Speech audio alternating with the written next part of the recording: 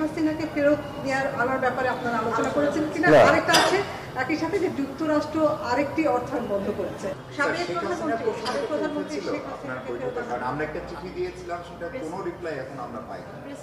মস্কোতে আপনাদের এটা নিয়ে কোনো ওইভাবে স্পেসিফিক আলোচনা হয়নি। নমস্কার বন্ধুরা, আপনারা দেখছেন পারফেক্ট পলিটিক্স, সাদা বাংলা রাজনীতির কথা। বন্ধুরা, কথাতেই আছে যে কুজোরও শখ হয় মাঝে মাঝে চিত হয়ে শোয়ার, কিন্তু ওই যে পিঠে কুজো, ফলে চিত হয়ে শোয়ার স্বপ্নটা তার স্বপ্নই থেকে যায়। তো সেই রকমই একটা স্বপ্ন দেখেছিল বাংলাদেশ স্বপ্ন দেখেছিল যে ভারত, মানে যে তাকে জন্ম দিয়েছে, যার সাহায্য নিয়ে তার জন্ম হয়েছে, সেই ইউনূসের বাংলাদেশ স্বপ্ন দেখেছিল ভারতকে ঠান্ডা করবে, ভারতকে ধমকাবে চমকাবে, আর ভারতকে দেখাবে যে বাংলাদেশের কতটা শক্তি। আর সেই শক্তি দেখাতেই বাংলাদেশের ইউনূস সরকারের তরফ থেকে গত 6 মাস ধরে একের পর এক পদক্ষেপ নেওয়া হয়েছে। আর তার মধ্যে সবথেকে বড় পদক্ষেপটা ছিল যে শেখ হাসিনাকে ভারতের নরেন্দ্র মোদী সরকার এতদিন আস্কারা দিয়ে রেখেছে, আস্থানা দিয়ে রেখেছে, সেই শেখ হাসিনাকে ভারত যাতে তাদের ফিরিয়ে দেয়। এবং শুধু তাই নয়, চীন আমেরিকার মতো যাতে বাংলাদেশকে ভারত সম্মান দেয়, এমনটাই স্বপ্ন দেখেছিল বাংলাদেশের ইউনূস সরকার। এবং বাংলাদেশের ইউনূস সরকারের সমর্থনে যেসব বাংলাদেশি জামাতিরা এতদিন লাফাচ্ছেন, তারাও কিন্তু এই স্বপ্নটা দেখেছিল। কিন্তু বাংলাদেশের ইউনূস সরকারের সেই স্বপ্ন যেন দিবা স্বপ্নই থেকে গেল। হাসিনাকে ফেরত দেওয়া তো দূরের কথা, বরং বাংলাদেশের বিরুদ্ধে ভারত এমন ধীরে ধীরে পদক্ষেপ করতে শুরু করেছে, এমন কাজ করতে শুরু করেছে যে বাংলাদেশের এখন পুরো নিঃশ্বাস নেওয়া মুশকিল হয়ে যাচ্ছে। ভারত বাংলাদেশকে এমনভাবে তলে তলে টুটি চিপে ধরতে শুরু করেছে যে এখন বাংলাদেশ ভারতের পায়ে পড়তে শুরু করেছে। এখন এই কথাগুলো বাংলাদেশিরা বিশ্বাস করবেন না, কেননা বাংলাদেশি মিডিয়াতে তো আবার অন্য রকমের কথা হচ্ছে। বাংলাদেশি মিডিয়ায় বসে বাংলাদেশের সব বিদ্বজনেরা ভারতের বুকের উপর দিয়ে পাকিস্তানের সঙ্গে আনারকলি এক্সপ্রেস চালানোর স্বপ্ন দেখছে।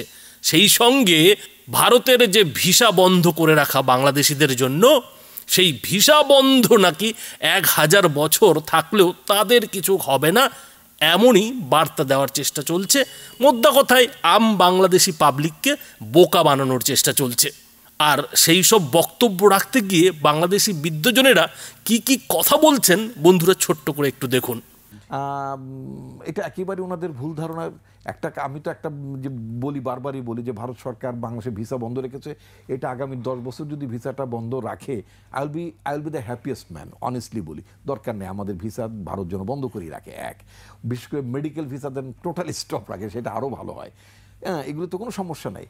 পেঁয়াজ পাঠানোর কোনো দরকার নাই, পেঁয়াজ পাঠানো, আলু পাঠানোর কোনো দরকার নাই। আমরা যত বেশি চীনকে টানতে পারবো কাছে, ততই আমরা আমেরিকার কাছে, ইন্ডিয়ার কাছে আরও বেশি ইম্পর্টেন্স গেইন করব।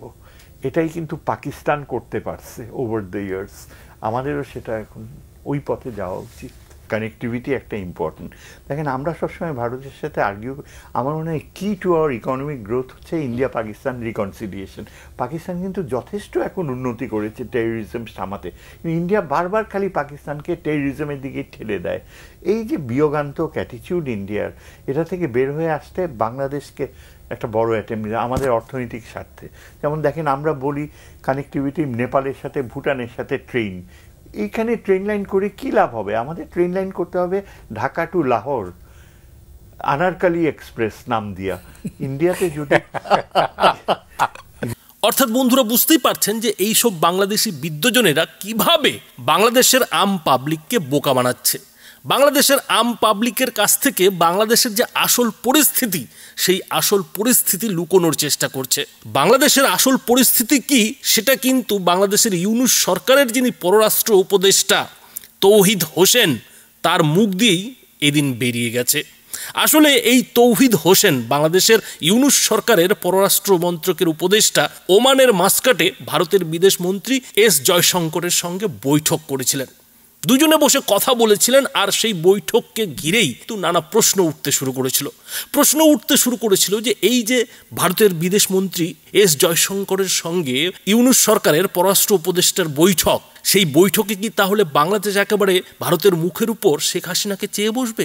শেখ হাসিনাকে কি বাংলাদেশে পাঠানোর কথা বলতে পারবে?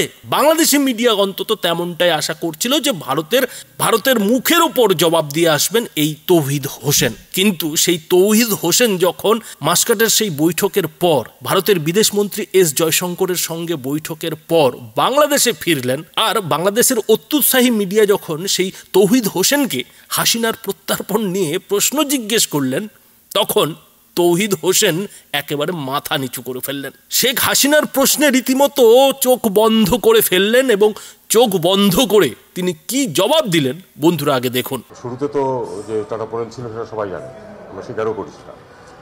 ফরেন সেক্রেটারি মিট করেছে এবং তারপরে যেটা হয়েছে সেটা হলো যে ব্যবসা মোটামুটি পিক আপ করেছে। দেখা গেছে যে আগের লেভেলেই পৌঁছে গেছে। এখন এগুলি তো প্রত্যেকটাই ইন্ডিকেশন। দুই যে বিষয়টা সেটা হলো যে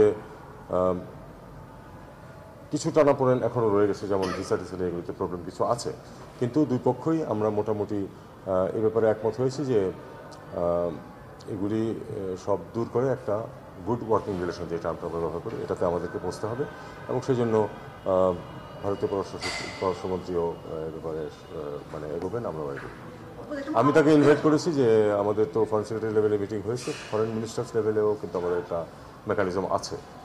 আমি তাকে বলেছি যে আমাদের পররাষ্ট্রমন্ত্রী গতবার আপনাদের দেশে গিয়েছিলেন, এখন আপনার আসার কথা ঢাকায়, আপনি যদি কোনো সময় কনভিনিয়েন্ট টাইমে আপনি আসেন, আপনি সময় জানালে আমরা সেই অনুযায়ী অ্যারেঞ্জমেন্ট করবো। এটুকুই কথাবার্তা। He was positive to all the indications that I gave. মাননীয় উপদেষ্টা মহোদয়, আমরা যদি দেখি আপনার যে প্রেস রিলিজ, মানে বাংলাদেশের পক্ষ থেকে যে প্রেস রিলিজ পাঠানো হয়েছে, সেখানে বলা হচ্ছে যে দুই মন্ত্রী এবং উপদেষ্টা পর্যায়ে যে বৈঠকটি হয়েছে বাংলাদেশ এবং ভারতের, সেখানে উদ্বেগ এবং চ্যালেঞ্জের কথা বলা হয়েছে। সেই উদ্বেগগুলো কি কি এবং শেখ হাসিনাকে ফেরত আনার ব্যাপারে আপনারা আলোচনা করেছেন কিনা? আরেকটা আছে একই সাথে যে যুক্তরাষ্ট্র আরেকটি অর্থায়ন বন্ধ করেছে এবং আবারও ট্রাম্প বলেছে যে এই তাদের দেশের ট্যাক্স পে কেন আরেক দেশে। ওকে, এটা দুই ভাগ। একটা হলো যে ইন্ডিয়াতে যেটা আপনি বলছেন সেটা হলো যে আমরা স্পেসিফাই করিনি যে এই উদ্বেগ আছে, আমরা স্বীকার করেছি কিছু উদ্বেগ রয়ে গেছে, সেগুলি আমাদেরকে দূর করতে হবে এবং দুই পক্ষই একমত যে এগুলি দূর করতে হবে এবং সম্পর্কটা যাতে উন্নত হয় সেটা দেখতে হবে। আমরা একটা চিঠি দিয়েছিলাম, সেটা কোনো রিপ্লাই এখন আমরা পাই না। মাস্কোতে আপনাদের এটা নিয়ে কোনো ওইভাবে স্পেসিফিক আলোচনা হয়নি। আমরা ইন জেনারেল সবগুলি নিয়ে কথাবার্তা বলেছি। না, সরিয়ে রাখারও আসলে ব্যাপার না, এটা তো একটা ইন্ডিপেন্ডেন্ট একটা ইস্যু যে কোর্ট চেয়েছে তাকে, আমরা রিকোয়েস্ট করেছি তাকে এক্সপ্রেস করার জন্য, করে নাই তার মানে এই না তো যে আমরা বাকি সব কিছু নিয়ে বসে থাকবো। আমাদের পাকিস্তানের সাথে একটা স্বাভাবিক সম্পর্কে আমরা গিয়েছি, যেটা নিয়ে ভারতের হয়তো অতীতেও ডিসপুট ছিল, খুব অবকাশিত সত্য। এটা নিয়ে আমাকে কিছু জিজ্ঞেস করেন নাই। তার মানে বন্ধুরা নিশ্চয়ই বুঝতে পারছেন যে তৌহিদ হোসেন যে কথাগুলো বললেন সেগুলো কিন্তু ওই যে বাংলাদেশি মিডিয়ায় বিদ্বজনেরা বড় বড় কথা বলছেন তার ঠিক উল্টো। তৌহিদ হোসেন স্বীকার করে নিচ্ছেন যে ভারতের চোখে চোখ রেখে, অর্থাৎ ভারতের বিদেশমন্ত্রী এস জয়শঙ্করের মুখের ওপর শেখ হাসিনার প্রত্যার্পণ নিয়ে, বাংলাদেশের হাতে শেখ হাসিনাকে তুলে দেওয়া নিয়ে কোনো কথাই তিনি বলতে পারেননি, কোনো কথাই তার হয়নি। বরং তার বদলে কি কথা হয়েছে? বরং তার বদলে কথা হয়েছে যে কি করে দুদেশের ব্যবসা বাণিজ্য আগের অবস্থায় ফিরিয়ে আনা যায়, কি করে ভারতের ভিসা বাংলাদেশিরা পাবে, সেই সংক্রান্ত বিষয় নিয়ে আলোচনা হয়েছে। এবং তৌহিদ হোসেন তো এটাও স্বীকার করলেন যে আস্তে আস্তে বাংলাদেশের সঙ্গে ভারতের যে ব্যবসা বাণিজ্য বন্ধ হয়ে গিয়েছিল, ব্যবসার পরিমাণ কমে গিয়েছিল, সেই ব্যবসার পরিমাণ আগের অবস্থায় ফিরে আসছে। অর্থাৎ পরিষ্কার কথাই বাংলাদেশের ইউনূস সরকার ধীরে ধীরে যে ভারতের সঙ্গে পুরনো সম্পর্কে ফিরে যেতে চাইছে, সেই কথাটাই কিন্তু স্পষ্ট এদিন তৌহিদ হোসেন বাংলাদেশি মিডিয়ার সামনে স্বীকার করে ফেললেন। এবং যখন তাকে শেষ প্রশ্ন ছুড়ে দেওয়া হলো যে আমরা তো চিঠি দিয়েছিলাম ভারতের সরকারকে, তো আমরা হাসিনাকে ফেরত দেওয়ার জন্য চিঠি দিয়েছিলাম, তো সেই চিঠির পর এবার তাহলে কি হবে, তখন কিন্তু তৌহিদ হোসেন সেই সাংবাদিক বৈঠক ছেড়ে পালিয়ে বাঁচলেন। অর্থাৎ বন্ধুরা, পরিষ্কার কথায় বাংলাদেশের মিডিয়া, বাংলাদেশি মিডিয়ায় যেসব বিদ্বজনেরা বড় বড় কথা বলছেন, ভারতের বুকের ওপর দিয়ে পাকিস্তানে আনারকলি ট্রেন চালানোর স্বপ্ন দেখছেন, ভারতের ভিসা না নিয়ে 1000 বছর কাটানোর স্বপ্ন দেখছেন, তাদের স্বপ্নে যে এই ইউনূস সরকার তলে তলে জল ঢেলে দিতে শুরু করেছে, সেটা কিন্তু এই ইউনূস সরকারের পররাষ্ট্র দপ্তরের উপদেষ্টা তৌহিদ হাসানের যে বক্তব্য, সেই বক্তব্য কিন্তু স্পষ্ট হয়ে যাচ্ছে। কিন্তু এরপরেও ওই যে কথাই আছে না, যে মচকাবে তবু ভাঙবে না, তো সেই হচ্ছে বাংলাদেশের অবস্থা। বাংলাদেশ মচকে গেছে ঠিকই, কিন্তু ভাঙার কথা এখনো স্বীকার করছে না।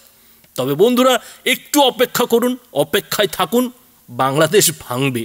বাংলাদেশের এইসব জামাতি বিপ্লবীরা কিছুদিনের মধ্যেই ভাঙবে, কেননা এরই মধ্যে কিন্তু সেই প্রক্রিয়া কিন্তু শুরু হয়ে গেছে। তবে এই যে তৌহিদ হাসানের মন্তব্য ভারতের বিদেশমন্ত্রী এস জয়শঙ্করের সঙ্গে বৈঠকের পর, সেটা নিয়ে আপনারা কি বলবেন? আপনাদের মতামত অবশ্যই এই ভিডিওটির নিচে কমেন্ট বক্সে লিখে জানাবেন। ধন্যবাদ।